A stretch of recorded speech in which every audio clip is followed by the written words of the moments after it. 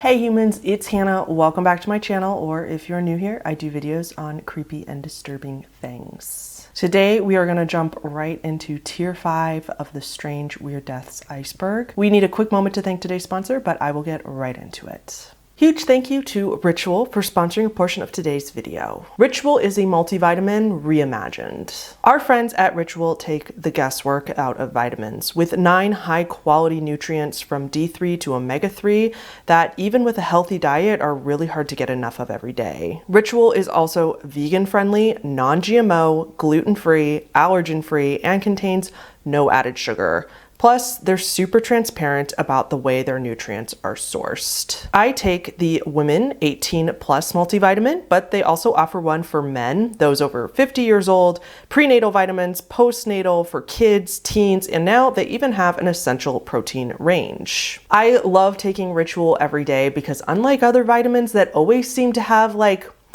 that weird taste to them, you know what I mean? You probably know what I mean. Ritual just goes that extra step and they add this little minty taste to all their vitamins, so they're just more pleasant and even fun to take. They're a time-release capsule that are also really gentle on the tummy, so you can actually take them with or without food. Right now, Ritual is offering you all 20% off of your first month. That's 20% off 1 month's worth of vitamins or protein by going to ritual.com/HannahTheHorrible and using code HannahTheHorrible at checkout. Okay, so the first one on this tier is actually Alan the Dachshund, which is a dog. And as you guys know, I don't cover animal deaths because I don't like to. I don't like researching them. If you want to look this one up on your own, you can, by warning for animal death. Basil Brown. Basil Brown was a quote-unquote health food enthusiast. He died in February of 1974 at the age of 48 because he had taken over 70 million units of vitamin A in just 10 days.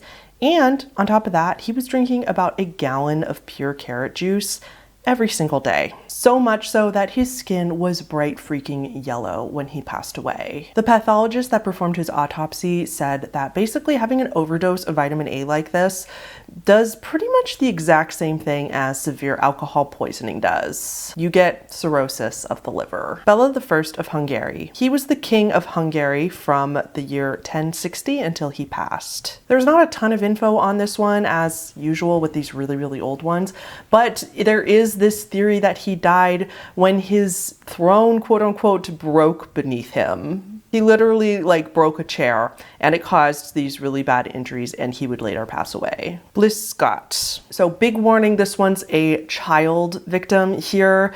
This is not a child that died from a crime. It was another freak accident, but if you don't want to hear it, please skip to the next one. Bliss Scott was only 7 years old in July of 2000. She was an American girl, but she was in Okinawa, Japan when she passed. So poor little Bliss touched a snail. If you watch Tier 4, remember our friend who passed 8 years after eating a slug on a dare, and this person had developed rat lungworm from it? That's actually the same thing that happened to Bliss. Although she didn't eat the snail, she contracted the same parasite after touching and handling it, and I'm guessing there was no parent or guardian or other adult around to watch her do this and, get her to clean up properly and wash her hands afterwards. So poor little Bliss passed away from just touching a snail.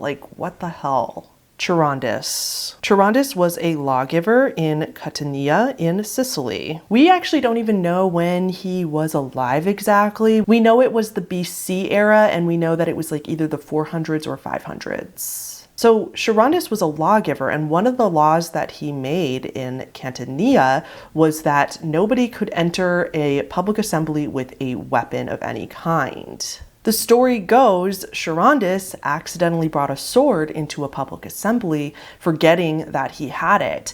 And so he K-worded himself because he broke one of his own rules. That is dedication. Claudius Drusus. Tiberius Claudius Drusus was the oldest son of Roman Emperor Claudius. He is from the AD times. He allegedly passed away after throwing a pear up into the air and then catching it in his mouth, and he successfully did so, but then proceeded to choke on it. Daniel John O'Brien. Strong warning for S word here. Daniel John O'Brien was only 31 years old. He was an American man and committed S word by throwing himself into an engine of a running jetliner at the Piarco International Airport on the island of Trinidad in January 1990. He climbed the airport wall, he proceeded to attack 4 security guards, and after that, he stole their 4-wheel drive vehicle. Oh, and he was completely naked. He drove this car into the tarmac where a British Airways 747 plane was running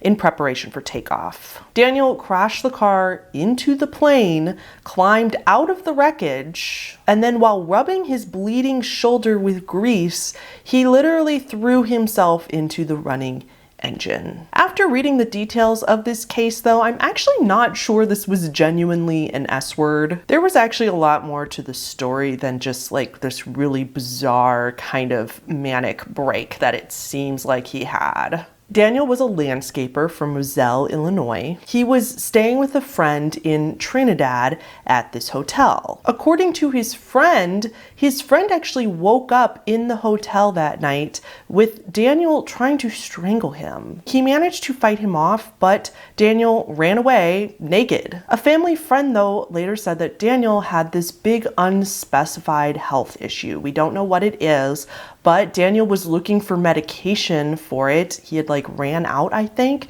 He was looking for more of it and he couldn't find it. So it sounds way more to me like he was having this acute mental crisis, and that is what caused him to then act in this way because he wasn't on the medication that he needed. Side note, no, I have no idea why him and his friends were in the hotel room together, and also he was naked. I have no idea if they were more than friends. It doesn't matter to the story. I assume that since it says it was just a friend, he had stripped naked before attacking the friend in the hotel room, and they were probably in 2 different beds. Like I said, not important to the story, but I know people are going to comment about it. Dying in a stegosaurus statue. The name of this person is actually not known, but there is a statue of a stegosaurus in Santa Coloma de Gramenet. I'm saying that wrong, sorry. It's a town in Barcelona in Spain. So just in May of 2021, last year, a man and his son were walking by this statue and noticed a very, very strong bad smell. The man got closer to the statue and actually saw something very strange inside the statue, and so he called police. Sure enough, there was a 39-year-old man found dead inside the leg of this statue. They believe that he entered the leg of this statue after he accidentally dropped his phone in it, and so he climbed in trying to retrieve it and got stuck. Coincidentally, his family had just reported him missing a few hours before this discovery, but sadly they believe that his body was there for days. Elizabeth, Nass, and Rose Mayr. This one is short but very, very sad. This was 2 19-year-old girls who were buried under coal after a train derailed. The 2 were walking by the train tracks and drinking around midnight in Ellicott City, Maryland, when a coal train completely derailed next to them and buried both of them. Franco Brun. Franco was a 22-year-old prisoner in Toronto, Canada, where he was serving only a 15-day sentence. This one is so odd, and again, probably had some mental illness in there.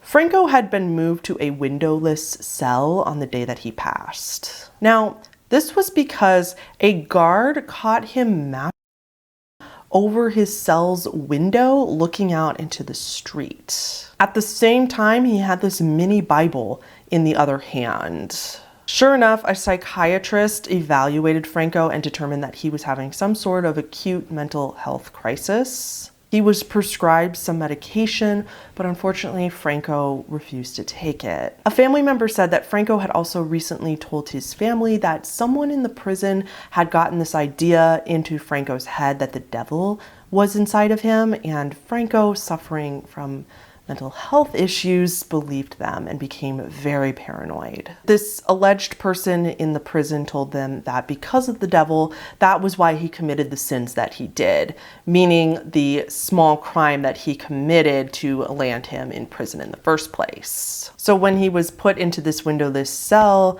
Franco decided that he wanted to absolve himself from his sins, or what he thought were his sins. So he swallowed the mini Bible.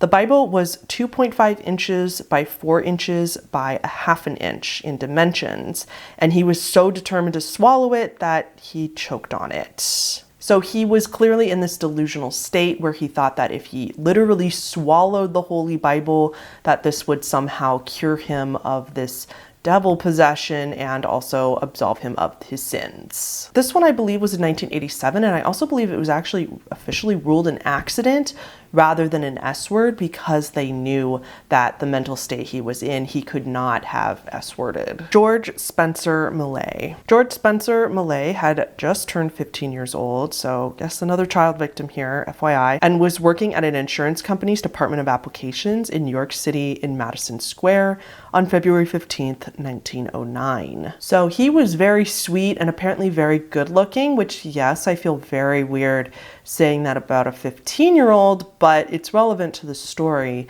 because apparently all the ladies in his office really liked him. Like, were really flirty with him and really sweet to them, even though they were all like in their 20s and he was 15. So anyway, on February 15th, it was George's birthday, and all these ladies in the office said that at the end of the day, they told George that they were gonna come kiss him and give him 15 kisses, one for every year he had been alive. At 4:30 p.m. at the end of the workday that day, they did just that. George was trying to wiggle away from this group of women when all of a sudden he exclaimed, "I'm stabbed." Turns out at the time, George had a 6-inch metal ink eraser in his pocket, which would have looked something like this in 1909. In the chaos, he fell forward and landed right on the ink eraser. This pierced him right through the heart, and he passed away. This is also what his gravestone ended up saying. Kind of weird that they like put the whole incident on there. But this one's sad. Like, poor George passed away because of workplace sexual harassment. Irma Bule. Irma Bule was a 29-year-old Indonesian pop star. She was performing on stage in 2016 when she was bitten by a king cobra snake that she was performing with. Usually for her performances, I guess it's very common to use snakes and other reptiles in Indonesia for performances. Not that we've never done that here, but it seems to be very common there. And usually they would defang these snakes so they couldn't really hurt any of the performers, but this one had not been defanged. She accidentally stepped on the snake's tail while she was on stage performing, and the snake, of course, bit her then in the thigh. A nearby handler who was like readily available there with anti-venom came to her and tried to administer the anti-venom to save her life, but for some reason, Irma refused to take it, and she continued to perform for 45 minutes. But of course, about 45 minutes after that, she became violently ill. She was rushed to the hospital, but sadly, she didn't make it. I did try to look up more on this one to find out like what her possible motivation was for not taking the anti-venom. Like, it's really confusing to me. I'm not sure why she wouldn't have. Maybe she just thought that she wanted to finish the performance and then she'd go to the hospital after that. I don't know. James Betts. Corpus Christi College in Cambridge is said to be very haunted. One of the most notable alleged ghosts is that of James Betts from 1667. The story goes that the college's master, John Spencer, had a daughter named Elizabeth. Elizabeth had this lover, James Betts. On one occasion, they were spending time together, I think in Elizabeth's room, and her father came and interrupted them. In a panic, Elizabeth shoved James into her wardrobe.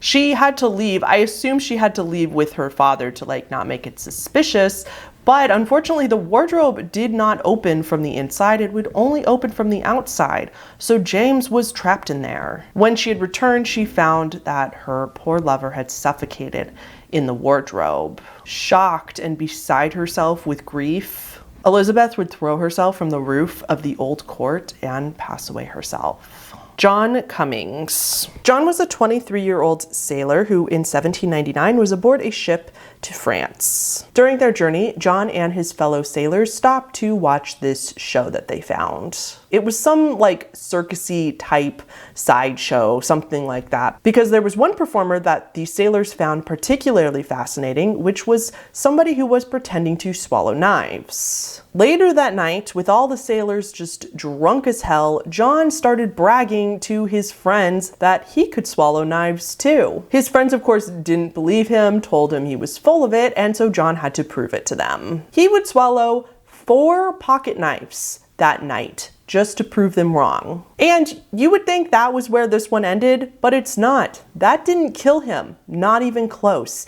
He actually passed 3 of the 4 pocket knives in his stool just fine, had no adverse effects, and the 4th one just stayed in him. So then a few years later, in March of 1805, he continued to brag about his skills. And over the next 2 days, he would swallow 14 more knives to try to impress his captive audience. Apparently, this rumor went around that he could do this, so people would keep coming up to him and asking if he would do it for them. This did make him sick, but when he went to the hospital, they couldn't find anything wrong with him or couldn't find a way to fix him, so they were like, sorry, and they discharged him. And he ended up being just fine again for a few more months. But in December of that year, he would then again swallow 4 more knives for his friends, and soon after that, a total of 13 more knives. Over the years, he swallowed a total of 35 knives. Again, this one is just baffling. How he did not pass away immediately, I have no idea. He did get sick though, and over the next 3.5 years, he would go to hospitals and different doctors, but they couldn't help him. They didn't know what to do. I think he consulted surgeons and they were like, we can't. They're all in fragments all over your body. I think it was also medicine in the 1700s. So then he would have bowel movements and he would pass some of the knife fragments, but he would never pass a whole knife. And so there were just these fragments all over his body. He would finally pass away from all these internal injuries in March of 1809, which was 10 years after he started swallowing knives. Does not seem possible. Jose Luis Ochoa, sorry, I'm also probably saying that one wrong, and warning for animal cruelty in this one, specifically cockfights. Jose was a 35-year-old man who was attending an illegal cockfight in California in 2011. So a common practice in these cockfights that I didn't know and never wanted to know was that they also apparently give these birds weapons to fight with. So there was a cock in this fight that had a knife attached to one of its limbs, and for some reason Jose got attacked. This bird started stabbing Jose in the leg.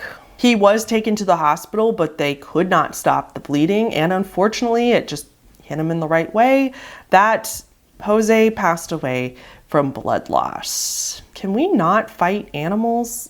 Kendrick Johnson. This is a much deeper, longer, very complicated case that there's no way I can do justice in this video since we're just kind of doing paragraph for each one in this video. I do have to recommend, Kendall Ray has a good video on her channel. It's pretty old. So she also did a podcast more recently with her, the Mile Higher podcast with her husband, and they also deep dived into this case. So if you're interested in this case and learning more about the victim and what could be going on here, I would definitely recommend her podcast on this case because I'm going to give you the gist, but there's no way that I can really do this case justice. The summary is that Kendrick was a high school student. He was only 17 years old.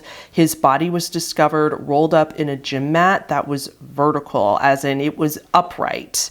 This was in Georgia on January 11th, 2013. The case is still unsolved and it was initially declared an accident, but later investigations show that it might not have been an accident. And there's actually quite a bit of evidence that Kendrick fell victim to foul play. This one is interesting. There's a lot of conspiracies and cover-ups involved, but they're not that ridiculous. They're actually probably pretty plausible, but nobody can prove it for sure. So Kendrick still doesn't have justice for whatever happened to him. If I remember, which hopefully I will link Kendall Ray's podcast on Kendrick Johnson below. Lottie Michelle Belk. Lottie was a 55-year-old woman who died in a freak accident in June of 2016 in Virginia Beach, Virginia. She was at a beach celebrating not only her birthday, but her wedding anniversary. She and her family were just hanging out on the beach celebrating her birthday when a very, very strong wind picked up.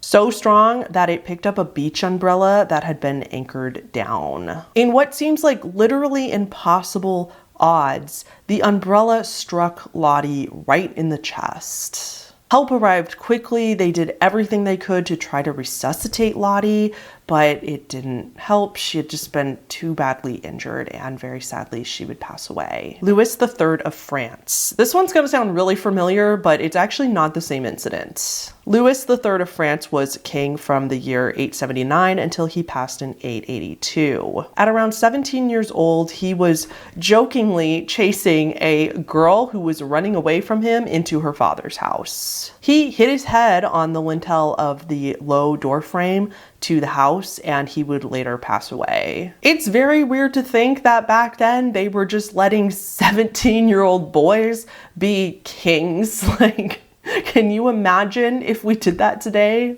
I know people didn't live as long usually, but damn. Marc Arronson. Marc was an American astronomer who passed at the age of 37 on April 30th, 1987. He was in the dome of the Mayr telescope of the Kitt Peak National Observatory. So I'm not going to describe this super well, but I will try my best. The hatch leading out to the catwalk slammed shut on him. A ladder had come down from the turning telescope dome and apparently caused this to happen. Basically, he was trying to leave the dome. I think he was trying to check the weather outside. It's supposed to stop rotating when you open the door, but it didn't stop rotating, and it crushed him between the door and the rotating dome. Michael Colombini. Another warning for a child victim in a freak accident, so please skip to the next one if you don't want to hear this. Michael was only 6 years old, and in July of 2001, he was going in for a very routine MRI scan. Now, as most of you probably know, an MRI machine is essentially a giant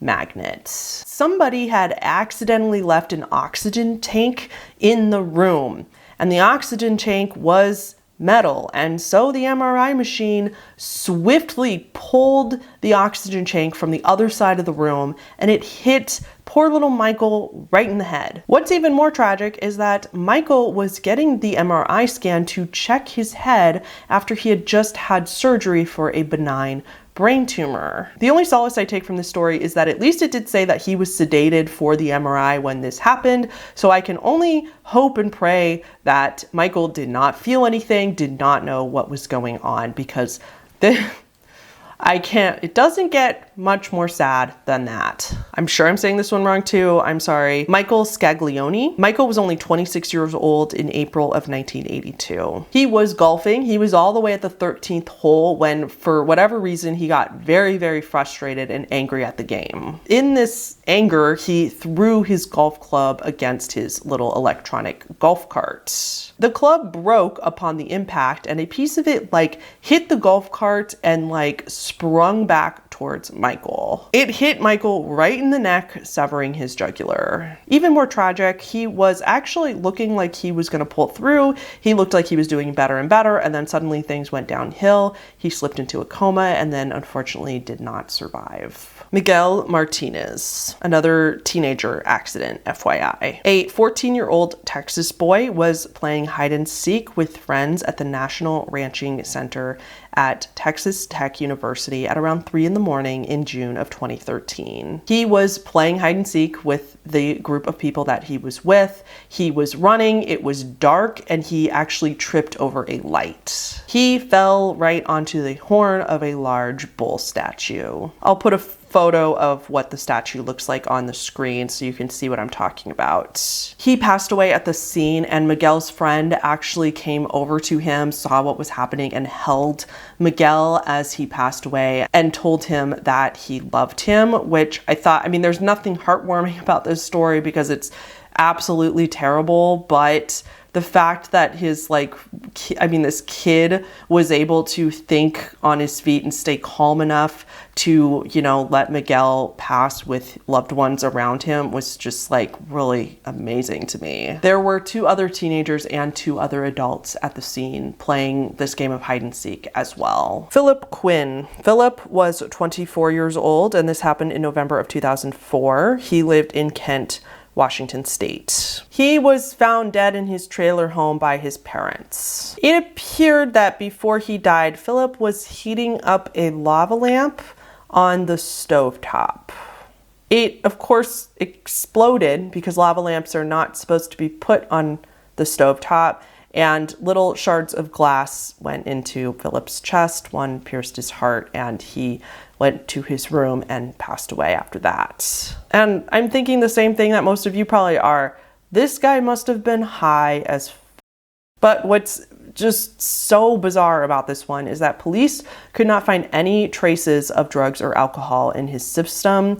His parents don't know why he did this. Nobody knows what he was doing. Pietro Aretino. He was an Italian author, playwright, and poet. He passed on October 21st, 1556. There's actually not much about his death, but I did learn that he was either openly gay or at least bisexual, which, yes, we love a Renaissance LGBTQ story. Anyway, it's rumored that he passed away because he was also just laughing way too hard. Porcia. Porcia was a Roman woman from BC times. She was Marcus Brutus's wife, who Brutus was the most famous of Julius Caesar's assassins, if you recall from history class. It is rumored that Porcia passed away after eating a bunch of hot coals and she was S-wording. However, it's way more likely that if she did pass away from coals, she actually died because she was in an unventilated room with coals burning and it caused carbon monoxide poisoning. But again, both theories are unconfirmed. Salman Mirza.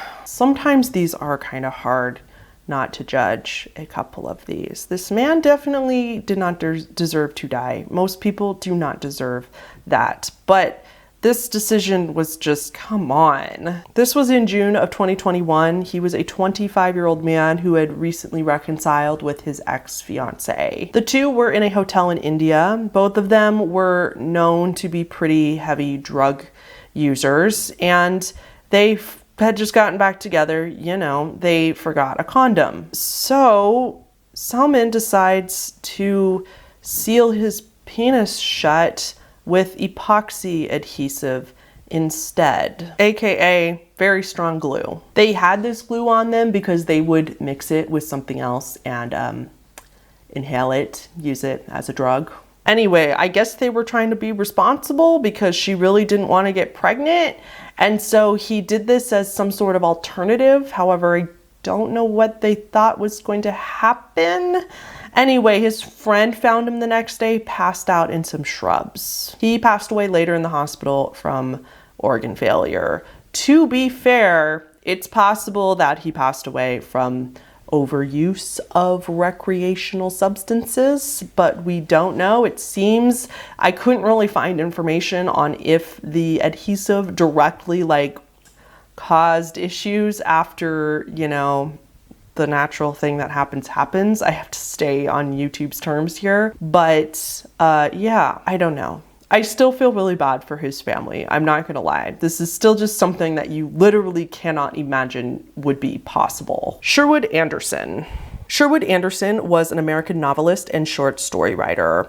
On March 8th, 1941, at the age of 64, he started to get sick on a cruise to South America that he was taking with his wife. He was having abdominal pain that was getting so bad that him and his wife finally abandoned the cruise. They left in the middle of the trip to go to the hospital. He was diagnosed with peritonitis, which, if you don't know, is severe inflammation of the abdomen, internally. It can be caused from a lot of different things. And he ended up dying from it. They performed an autopsy because they thought that his death was just so weird. And it turns out that they found a toothpick in his body. He swallowed a toothpick at some point. I assume it was a total accident and he didn't realize that he had. It caused this internal damage, which caused the peritonitis and ended up ending his life. Like,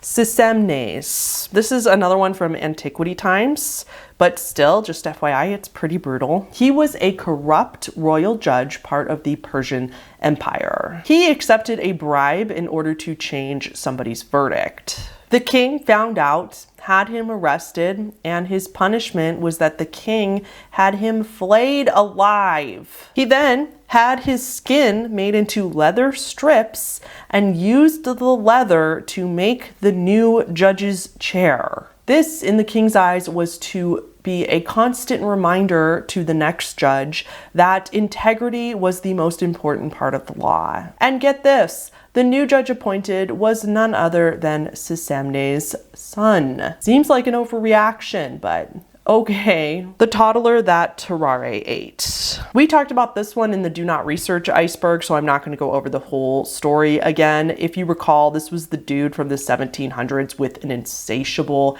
appetite and would literally eat anything and everything, including live animals. And he literally ate a 14-month-old from a hospital at one point. Again, 1700s, long time ago, but it happened. So this really isn't about Terrare's death, but this poor toddler that passed away like this in the 1700s. Valentinian I, aka Valentinian the Great. He was another Roman Empire from 364 to 375. On November 17th, 375, he was yelling so hard at a group of envoys that he suffered a fatal stroke. Vladamir Komarav. Vladimir was an astronaut. We also talked about this in the Do Not Research iceberg. He literally fell out of space in 1967 after his space capsule crashed upon re-entry because his parachute failed. He fell from space but did not technically die in space, as it was actually the impact that killed him. Many of you have probably seen the photo. There's this famous photo of him, of his actual remains after suffering a death like this.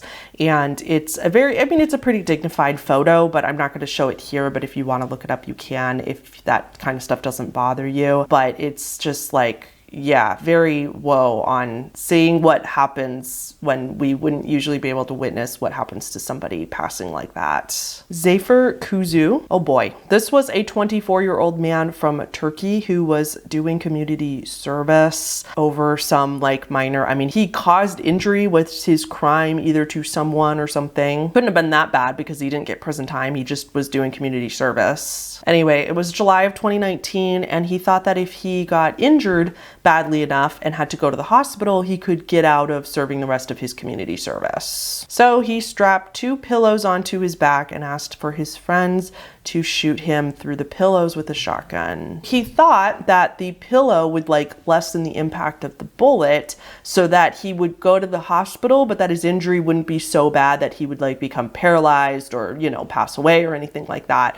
Which I guess it does, I understand the logic there. One of the friends obliged and with the pillow strapped to his back shot him at close range. The pillow did not do that much. Zafer passed away from this injury before they could even leave the house. I don't know why. If this were me and I was that desperate to get out of community service, I'm not sure why you wouldn't shoot yourself in the arm or the leg or something instead. Maybe he was really worried about losing one of his limbs or losing function in one of his limbs, and he thought that if he did it in the back or the abdomen, he would fully recover. That's just my guess, my speculation on the logic behind this, but very sad nonetheless. Not sure why somebody would do this rather than just finish the community service. Ivan Lester McGuire is the last one on this tier.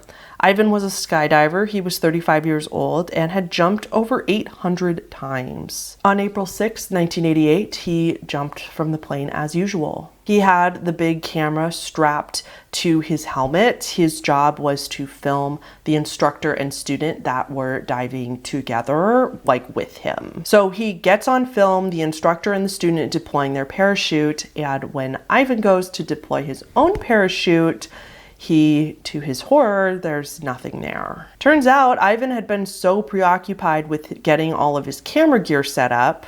It was going to be his 3rd jump of the day, and so he was kind of running an autopilot at this point. So while they were on the ground, he grabs his backpack full of all his camera gear, thinking that that was his parachute. The pilot, when he saw him board the plane, assumed that Ivan had his parachute on as well. So Ivan ended up literally jumping out of a plane at 10,500 feet with nothing. There is sadly video of this. There's footage that they were able to recover from his camera, from his point of view, and what happened after he jumped out of the plane. I can't play it in this video for obvious reasons, but you can easily find it on YouTube if you would like. Warning, it's not graphic, you don't see anything, but it's just very disturbing knowing what's happening. Okay guys, that is gonna be it for tier 5. Please don't forget to subscribe if you like this type of video. Please like the video just to help the channel out, and I will see you all in the next one. Thank you so much to all my patrons on the screen right now. Special shout out to Colin Holmes, Deck of Cards, Michelle Valdovinos, Tom L, JJ, Quasi Eli, Little Kittle Cat, Mitchell Schaefer Meyer, Mike, Alice Paul, Dark-Sided Otter, Brittany Phillips, Willow Winchester, Bambi, Momo Neon, Philip J, Covey, Sage K, Elderly Hipster, Christina Amos, Marita 144, Veronica C, Reese Rolls, B, Leon James, and our newest top tier, the Puppy Hag.